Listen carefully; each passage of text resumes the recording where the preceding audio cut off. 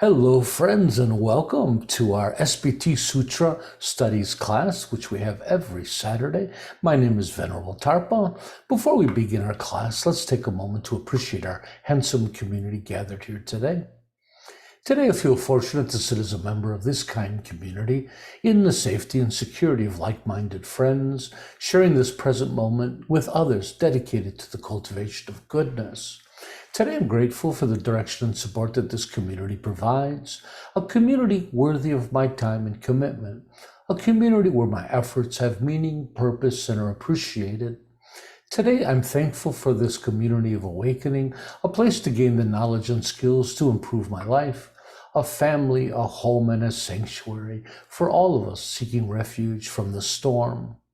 And let's remember, as conscientious practitioners, we must recognize our responsibility to the world, to strive to live skillfully while helping others to do the same, to strive to live in balance and harmony with nature and others, to strive to gain mastery over our minds and embody our true benevolent nature, to expand our hearts and minds, transcending our shared human limitations, to not intentionally harm sentient life or our planet, and to maturely accept and embrace the reality of a situation while always striving to improve it. Again, welcome everybody to our SBT Sutra Studies class. We are currently examining the Dhammapada, and we are almost done with the Dhammapada. We only have a few chapters to go. Today we'll be covering chapter 23, entitled The Elephant. So I thought this was a fun chapter to read. And before we begin, let's share this illustration and this teaching entitled Training the Elephant. And I think I have it here right in front of me here. Here we go. So this is a very old and popular painting. It begins from the Indian Buddhist master Sangha, and then is made popular by in Tibetan Buddhism by Je Tsongkhapa, the great philosopher.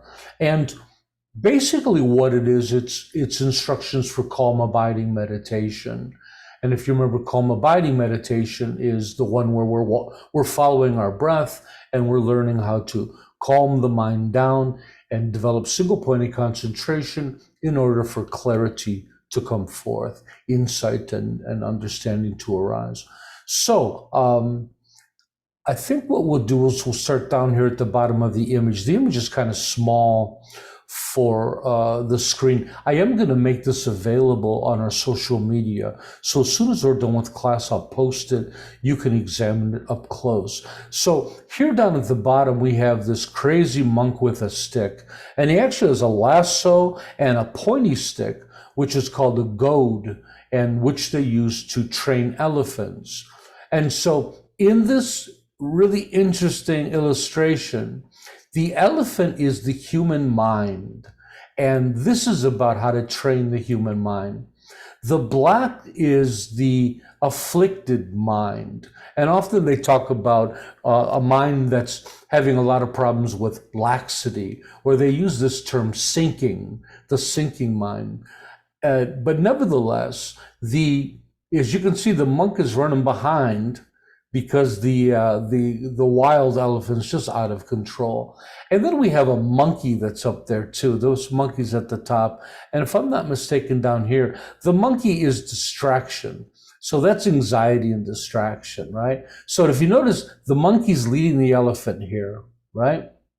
And so let's read through this real quickly. The monk is holding an elephant goad and lasso. He's the individual here. The flames represent effort. We have these little flames on the corners of the picture. The elephant represents the mind. The black elephant's color represents the mental factors of dullness and lethargy, but you could just say afflictions generally. The monkey is distraction. The black color of the monkey represents the scattered, unfocused mind. Because in both cases, so the elephant is dullness and the monkey is distraction. But in both cases, it's a scattered mind. It's out of control. Then we also have an animal that's on top of the elephant at some point, and it's the rabbit, which also represents a subtle kind of sinking. I had never quite understood why the rabbit's there. Maybe I'm missing something.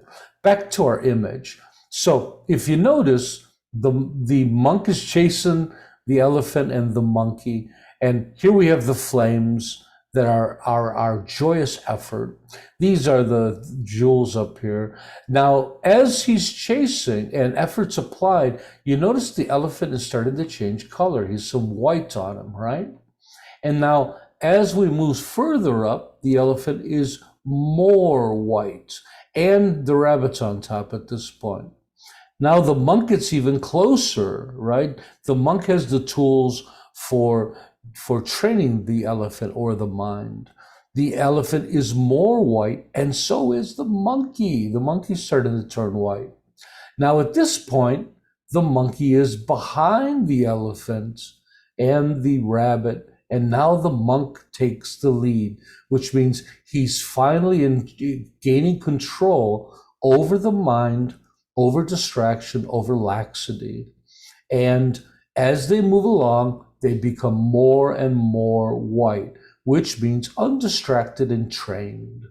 And then we move along here, and do you notice here he doesn't even need a lasso anymore? The elephant is just following them, and also the monkey and the rabbit disappear. So here in these pictures, the elephant is a trained mind without any laxity or distraction, and at this point they can lay together, right? And then as we move further up, the monk is actually riding the elephant.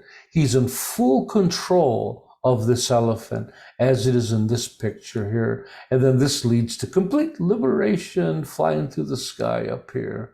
So it's a really pretty illustration, isn't it? This is the idea of what we're doing with calm, abiding meditation. And this chapter is going to talk a little bit about this. So why don't we take a look at that? First things first, I was wondering if we could get some people to do some reading for us. Jen, can you do some reading? Neil, could you do some reading? Do we have a third volunteer? Karma, would you like to do some reading? Okay, we have 3 people. That's lovely. And let's get to it then. I want to call up our first piece here, which I think is here. Okay, we're in good shape. Okay, the elephant. Now this is spoken to Ananda, the Buddha's attendant, and they often say it's the Buddha's cousin and dear friend. We have 4 verses here, 1, 2, 3, 4, and Karma, would you like to start at 322 and do 321, 322, and 323 as well? As an elephant endures the arrows of battle, I will patiently endure harsh words. For such is the way of the world. Human beings are often cruel. Just as the well-trained elephant lets the king mount him and ride him into the fray, so does the well-disciplined man, the best of men, patiently endure harsh words. Wonderful is a well-trained mule, wonderful the wise horses of Sind. Wonderful the leader of the elephant herd, but those who have trained themselves are finer still. It is not by riding these beasts that one arrives at the untrodden land. The way is traveled by those well trained through their discipline and self-restraint. Oh, you read that beautifully. Thank you. And Jennifer, 320, 21, 22, and 23. As an elephant in the battlefield withstands arrows shot from bows all around, even so shall I endure abuse. There are many, indeed, who lack virtue. A tamed elephant is led into a crowd, and the king mounts a tamed elephant. Best among men is the subdued one who endures abuse. Excellent are well-trained mules, thoroughbred, sinew horses, and noble tusker elephants. But better still is the man who has subdued himself. Not by these mounts, however, would one go to the untrodden land, Nirvana, as one who is self-tamed goes by his own tamed and well-controlled mind. Thank you. That's lovely. Neil, would you like to read 320, 21, 22, and 23? An elephant in battle endures an arrow shot from a bow, so I will endure verbal abuse. Many people, indeed, lack virtue. The tamed elephant is for one they take into a crowd. The tamed elephant is for one the king mounts. Best among humans is the tame person who endures verbal abuse. Excellent are tame mules, thoroughbreds, horses of the Indus Valley, tusk elephants and great elephants, but even more excellent are people who have tamed themselves. Not by means of these animals could one go to a place not gone to. Where self-tamed person goes by means of well-tamed and disciplined self. Oh, thank you to our lovely readers. You did a great job. Out of the three versions, I think this version here is by Gil Fransdale is probably the clearest of the three, though they're all quite fascinating. The reason they choose the image of the elephant for the mind, some traditions, like in Chinese Chen Buddhism, they'll use the image of the bull in the same way. It's because of the mind's ability for both destruction and creation. So the untrained mind can be the most dangerous thing in the world, right? And especially nowadays when we have all these ways to destroy the planet, the human mind for sure is the most dangerous thing we know in the universe. And that's the untrained mind. Just like a bull elephant or untrained elephant can just wreak havoc anywhere. But a trained mind that's gentle can be very useful. Here they use some illustrations of using how useful they are in battle, or how when trained, how useful they are in crowds, and they can be tamed and the king can ride the elephant. So that's the idea of why they're using the elephant in this context. A couple other things, I think they're pretty self-explanatory. We begin with the idea is that an idea of acceptance, that people are cruel, and like a well-trained elephant, we have to be patient in the face of verbal assault, of abuse. And I think it's not a coincidence they use this, because in the same way that elephants aren't really injured by an arrow. I'm sure the elephant doesn't like getting shot by an arrow. Nevertheless, the injury is somewhat superficial. I think in the same way, they mean it's a nice illustration for verbal attack. As much as we don't like to be verbally abused by others, how deeply it wounds us is really up to us, right? And so I guess in this idea that a well-trained warrior elephant knows to put up with the arrows, a well-trained individual does the same. And then the same thing with a well-trained individual is predictable and gentle, and it's safe to be around people and families and children and all of those things. I thought maybe it's not important. They talk about the thoroughbreds and horses of the Indus Valley, and in the other versions they call it the Sindhi or signed horses. But the Indus Valley was a lot of people believe it was the original place of Hinduism and Brahmanism. So we're talking West North India. That's where the first great Indian cities were started. Anyways, just a little historical information to you. And we can talk about fine thoroughbreds, we can talk about fine horses, but it's nothing compared to a tamed human being who's the greatest of all. When you look at bodhisattvas and Buddhas and the wonderful things that they can do. And when they talk about the place not gone to, of course, they're talking about nirvana. In this one, they talk about the untrodden land, nirvana.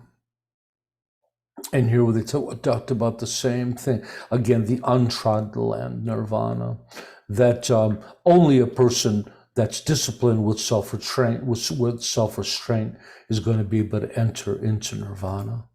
Okay. Let's move on to the next ones. The next ones are a lot of single verses, so let's do these one at a time. Neil, would you like to read 324? The elephant called guardian of wealth is hard to control. When in the rut he will not eat in captivity, for he pines for the elephant grove. Thank you. Jennifer, would you like to read 324? Why isn't this? Musty during rut, the tusker named Dhammapada is uncontrollable. Held in captivity, the tusker does not touch a morsel, but only longingly calls to mind the elephant forest. Thank you. And karma, 324. The elephant called Dhamapada is hard to control when in rut. Tied down, the tusker doesn't even eat, remembering the elephant forest. Thank you. So this is the one verse I was mentioning before in meditation, that there was a verse that I couldn't make heads or tails of or figure out how it fits into the rest of things. And this is the verse. It doesn't give me enough information to really understand where it's coming from. Now, the prior verses don't seem to help us. And if you remember, in Giden Shirpal's, his is the only version that shows us where these were spoken. And this verse doesn't coincide with the past verses or the next one. This was taught at a different place in a different time. And the next verses have a bit to do with problems with people and not being diligent.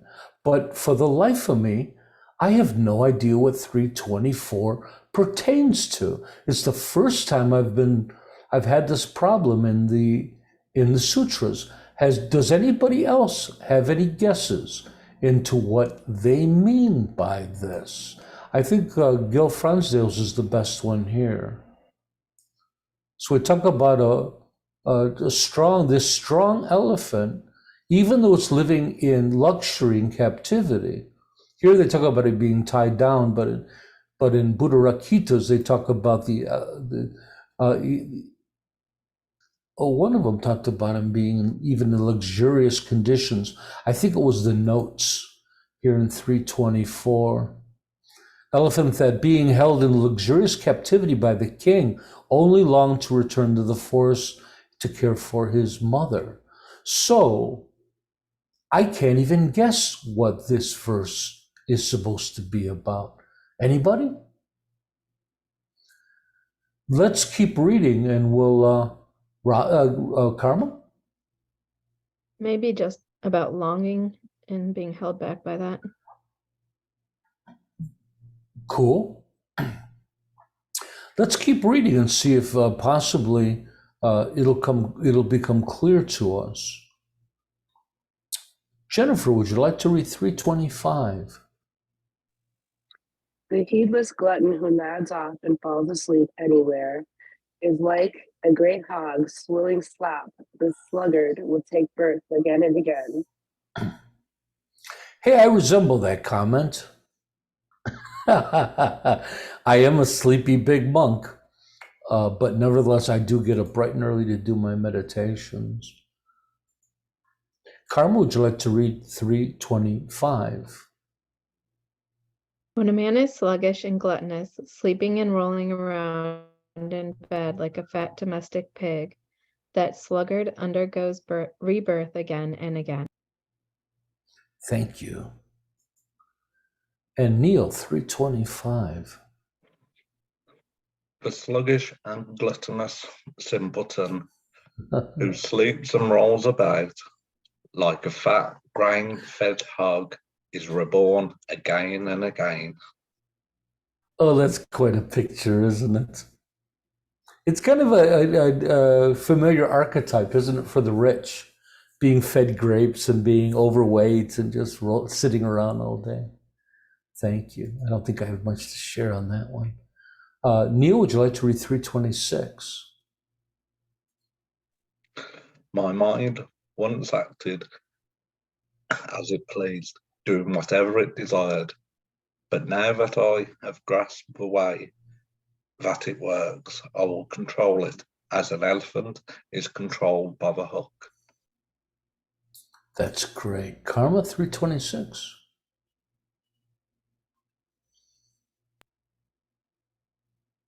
Formerly this mind wandered about as it liked, where it wished and according to its pleasure. But now I shall thoroughly master it with wisdom, as a mahout controls with his ankus. I'm saying these wrong, sorry. An elephant in rut.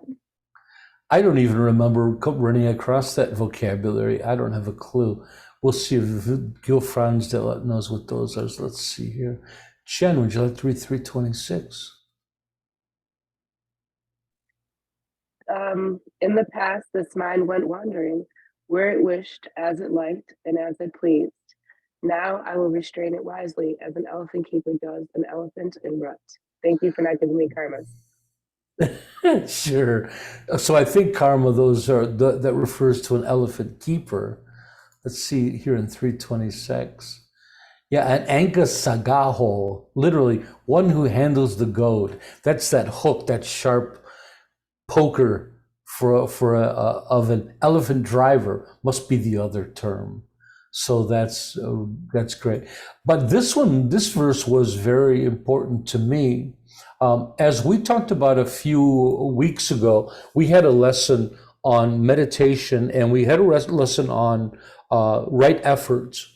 So out of the Buddha's Eightfold Path, number 6, we have right efforts, which applies to meditation. The last 3 of the Eightfold Path are about meditation: right effort, right mindfulness, and right concentration. And what we were trying to get through to everybody is that, and we often talk about this as being the difference between meditating and vegetating. Here, we talk about the mind just going where it wants to, and we're just kind of following it, like the monk is following the elephant, right? And so when we talk about this joyous effort within, or right effort within our path, we're talking about this, about gaining the control, understanding how the mind worked. That was a nice line, was it here? My mind once acted as it pleased, doing whatever it desired. But now I have grasped the way it works. I will control it as an elephant controlled by the hook. So this is the idea. When you're in meditation, it's so easy to just kind of go through the steps of meditation, close your eyes, follow the breath. But basically, we often, as meditators, will just let the mind do whatever we wants to, and we hope for the best, right? We have to be honest. Probably a lot of us just go into meditation, hope for the best. We come out and we decide whether it was productive or not. Most of us don't stop in the middle of that meditation like we have some kind of controlling object and say, now, wait a second, mind. I am not doing that. I am meditating today. Like really getting that effort, really developing that diligence, that control over the mind, and say, mind, you are an excellent servant, but a horrible master. You have to do what I say. This is what this right effort is all about in the Eightfold Path. Exactly what they're talking about here. It's the determination to say, no, I will not let the mind drag me all over. I will be in control of it. The mind will do what I want it to do. So I thought 326 was a really important verse for practitioners. This is the attitude we must develop in our meditation, right? We must have that volition, that intention that I am going to meditate in this way and the mind is going to obey me. And let's move on to Karma. Would you like to read 327? Delight in vigilance. Carefully guard your own mind. Pull yourself out of lower states of being, as the elephant pulls himself out of the mud. And if you could you read the rest of these in this 328, 329, and 330? There we go. 328. Oh, here. If you can find a friend to go with you who is steady, careful, and mature, together you can overcome all hardships and mindfulness and joy. But if you do not find such a friend to go with you, if you have no friend who is steady, careful, and wise, then proceed alone like the elephant alone in his forest, or like the king who leaves his conquered land behind. And the last one here, 330. It is far better to proceed alone than to find yourself stuck with a fool.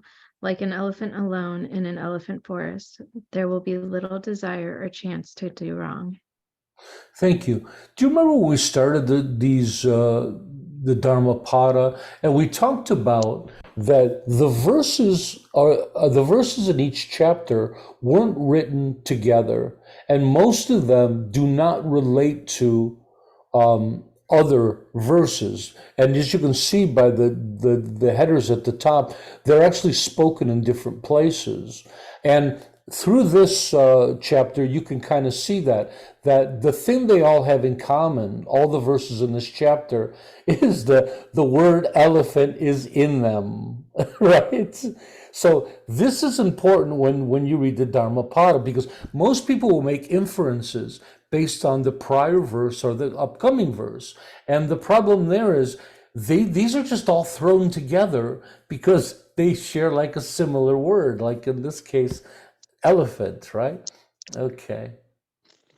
Neil, would you like to read 327, 328, 329, and 330? Delight in heedfulness. Guard well your thought. Draw yourself out of this bog of evil, even as an elephant draws himself out of the mud. If for company you find a wise and prudent friend who leads a good life, you should overcoming all impediment. Keep his company joyous and mindfully. If for company you cannot find a wise and prudent friend who leads a good life, then, like a king who leaves behind his conquered kingdom, or like a lone elephant in the elephant forest, you should go your own way, alone. Better it is to live alone if there is no friendship with a fool. Live alone, do not live, do no evil, be carefree like an elephant in the elephant forest. Thank you. Bodharakitas are a little bit hard to read. And I think we have Jennifer up next with here at 327, right? Delight in vigilance, protect your own mind. Lift yourself from a bad course like a tusker sunk in mud. If you find an intelligent companion, a fellow traveler, a sage of good conduct, you should travel together, delighted and mindful, overcoming all dangers. If you do not find an intelligent companion, a fellow traveler of good conduct and wise, travel alone. like a king renouncing a conquered kingdom, like the elephant Matanga in the forest. There is no companionship with the fool. It is better to go alone. Travel alone at ease, doing no evil, like the elephant Matanga in the forest. Thank you. I thought Gil Fransdale did a really lovely job on these.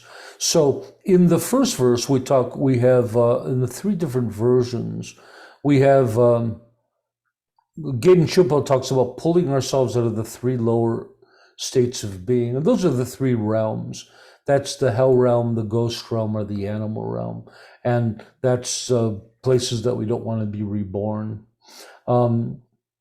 And then they talk about that slightly different in each one. They talk about the bog of evil. And I never like using the word evil in Buddhism. I don't believe it fits. I think Buddhism, we see evil is mental illness or mental affliction. It's not evil for evil's sake. It's confusion and ignorance. So I don't like to see that. Nevertheless, the first verse is just about, be vigilant in protecting your own mind, that it's very easy to get caught up into non-virtuous habits.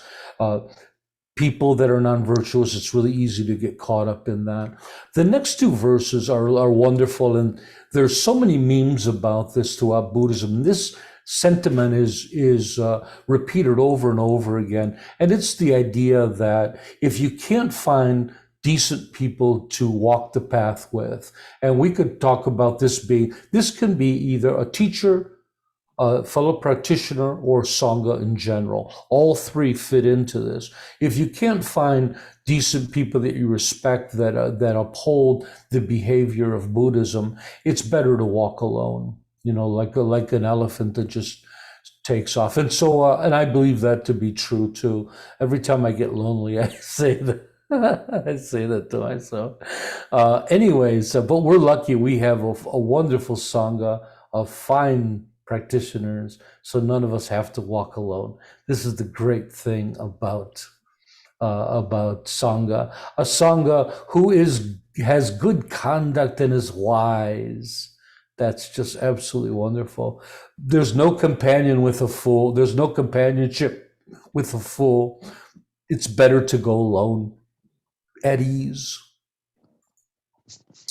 Oh, that's lovely. And just look, we have three last verses. Now, these are the verses spoken to Mara by the Buddha. And so that's not unusual. Remember that Mara isn't a person. Mara isn't the devil, as many, even Tibetans make him sound like it is. Mara you have to remember that Buddhism is taught on different levels within Tibetan Buddhism.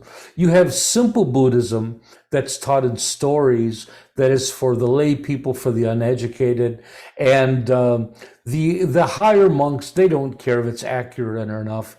They just care, is the meaning there to help people live virtuous lives? Even if it's incorrect, and even if it's scaring people into behaving well, they think that that's perfectly fine. At higher levels, there's a rational and intellectual understanding of a lot of these things. And the higher monks don't try to burden the poor lay with those ideas. It's terrible, isn't it? This type of hierarchy. In SPT, we don't do that. Everything's transparent. So in this case, Mara is the archetype for our own afflictions, or what we'd say our shared human limitations. That is Mara, right? It's temptation. It's clinging to desire. It's immaturity. It's selfishness. It's hatred. It's all of these qualities. Unmindfulness. Our inability to control ourselves. And so that's Mara. So when the Buddha's fighting Mara and he's battling Mara, the idea behind this, and this is said in all the traditions by the senior teachers, that the idea is that the Buddha's talking about battling his own unenlightenment, right? His own awakening, which is what? Ignorance and confusion. It's his ignorance of how he truly exists. It's ignorance to his true value, his true potential, and his true nature. Or we say the three poisons: anger, aversion, attachment, aversion, and ignorance. So that's what Mara is in this case. So, but what I found more puzzling is that when I read that, I expected there to be some bravado, like, Mara, you shall not tempt me. But let's read these, and it's actually quite the opposite. Jen, would you like to start with 331, 32, and 33? It is a delight to have friends to share one's wealth, delightful to be content. It is a delight to have merit at the time of death, and a delight to abandon all suffering. It is a delight to be close to your mother, a delight to be close to your father. It is a delight to be a monk in the world, and a delight to be a Brahmin. It is a delight to see virtue that lasts till old age, a delight when firm faith arises, a delight when wisdom is attained, a delight when sin is avoided. Nice job. Neil, 331, 32, and 33. Good friends, when needed, arises. Good is contentment with just what one has. Good is merit when life is at an end. And good is the abandonment of all suffering through our hardship. In this world, good it is to serve one's mother. Good it is to serve one's father. Good it is to serve the monks, and good it is to serve the holy men. Good is virtue until life's end. Good is faith that is steadfast. Good is the acquisition of wisdom, and good is the avoidance of evil. Well done. Karma, 331, 32, and 33. They're all in one verse here in Gil Fronsdale's version. Happiness is having friends when need arises.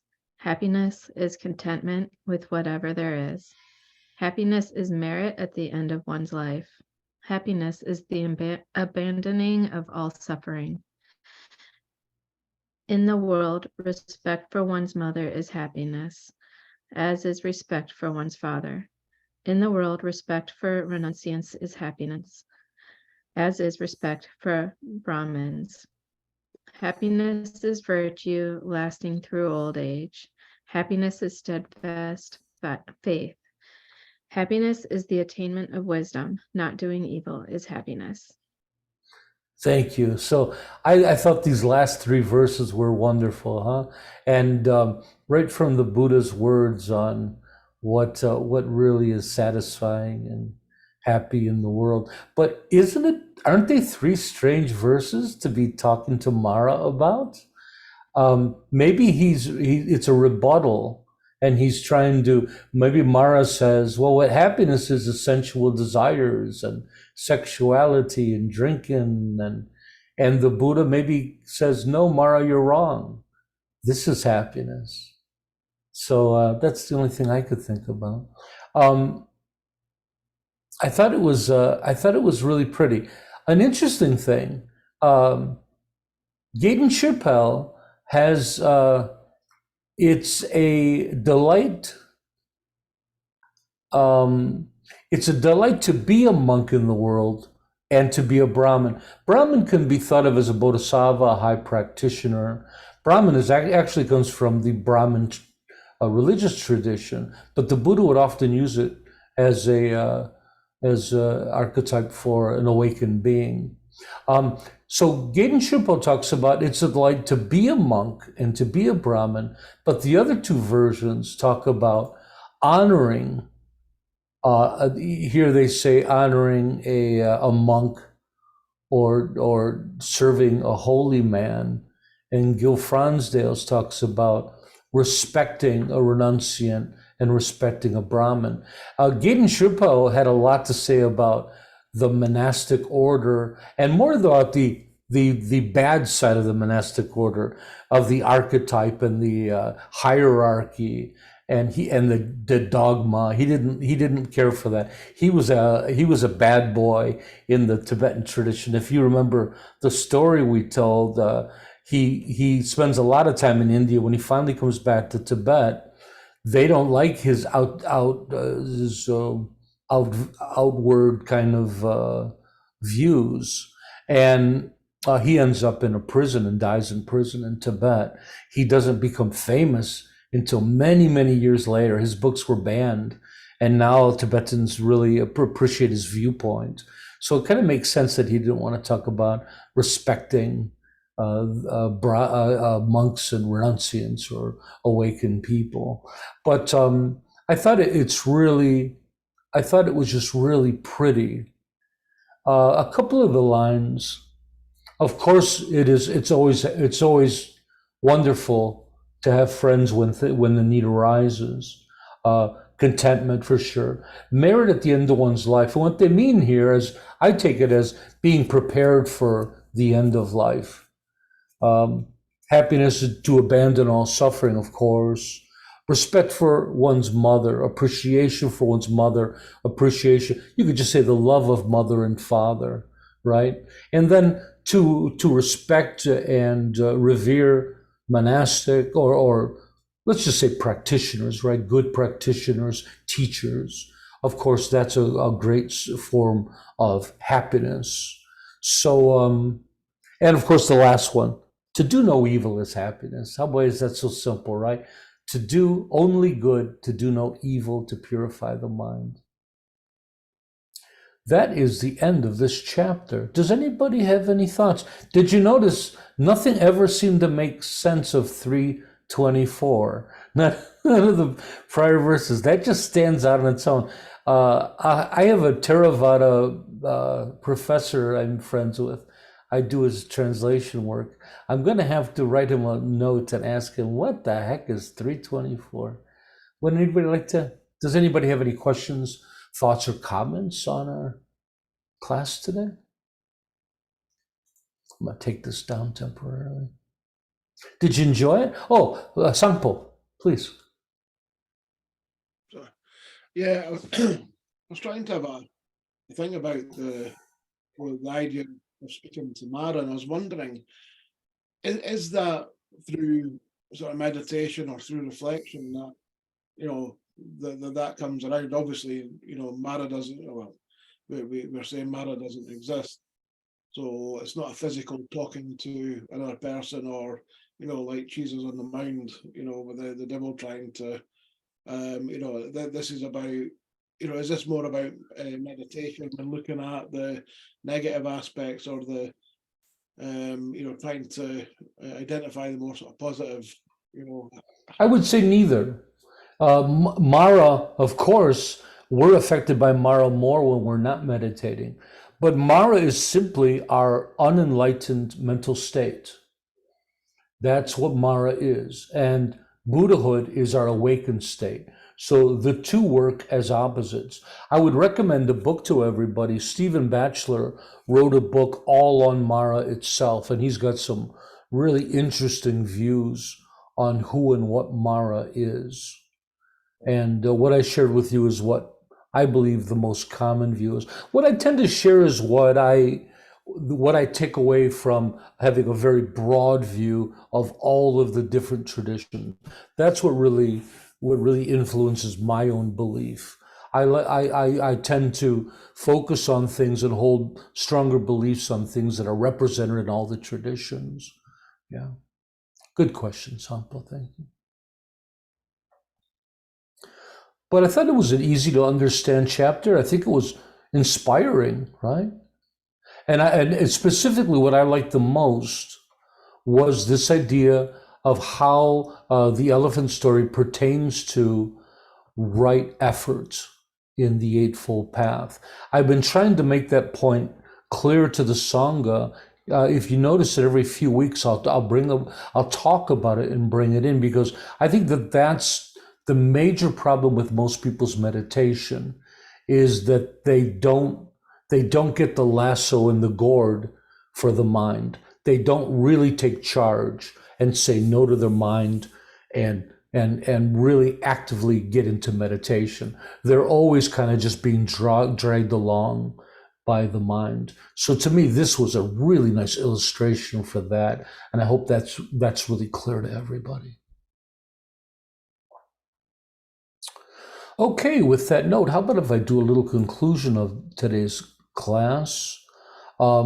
So in this illustration of the well-trained elephant, a well-trained mind is seen as having many of the attributes of a tamed elephant. A tamed mind that is disciplined and shows self-restraint can patiently endure harsh words and treatment. And I know that, well, as a lot of practitioners here do, that when we become calmer and more patient and more mindful, those things in life that used to really wound us and bother us, they're a lot easier to overcome now. Don't be content into letting your mind do as it pleases. Tame it and take full advantage of its abilities. Take charge and make the mind do your bidding. Take control and create the life of your choosing. Be mindful of the hindrances in practice and don't succumb to sloth. It seemed like the whole focus of this chapter had a lot to do with dullness, laxity, and sloth. I think that's not just being sleepy on the meditation cushion. I think it's a question of getting out of bed to meditate, right? Of actually getting to work with it, practicing. Delight in your own virtue and diligence, in your goodness and wisdom, while always guarding yourself against non-virtue, lower past habits, and ignorance. If you have a friend or sangha on your path, feel very fortunate and practice joyfully. If you don't have these things, be brave and stay determined and practice joyfully alone. It is better to be alone than to be with the difficult. It is delightful to have others to share the path. It is delightful to be content. It is delightful to feel prepared at your time of death. It is delightful to have transcended suffering. It is delightful to be loved and respected by family, respected and revered by practitioners is delightful. Respecting and revering awakened beings is delightful. Happiness is embodied virtuous behavior that has been habituated and sustained. Happiness is steadfast faith, acquired and proven through reason and personal experience. Happiness is the attainment of wisdom, understanding, and insight. Happiness is not engaging in non-virtue. Remember that these sutra studies are meant as practice instructions. So in order to get the greatest benefit, we need to engage fully with them, utilizing the three great objectives of study, contemplation, and meditation. Your work this week is to discover how these teachings apply to your daily life, transforming them from words on a page into living Dharma. Next week, we'll be moving on to chapter 24 of the Dhammapada, Craving. So let's end today's class with our altruistic affirmation. May all be healthy, may all be prosperous, may all be well, may all be present, free of past regret and future worry. May all abide in constant appreciation, which is a source of great joy and contentment. May all realize their true nature and the true nature of reality, which is awakening. Thanks everybody for coming. Remember that the SBT community was created for one purpose and one purpose only, to support you, the practitioner. Thanks for coming, everybody. Good to see you. We have class tomorrow on self. It's going to be a great Sunday teaching. See you then. See you. Bye-bye. Thank you. Anytime. Thanks, Tata. Anytime.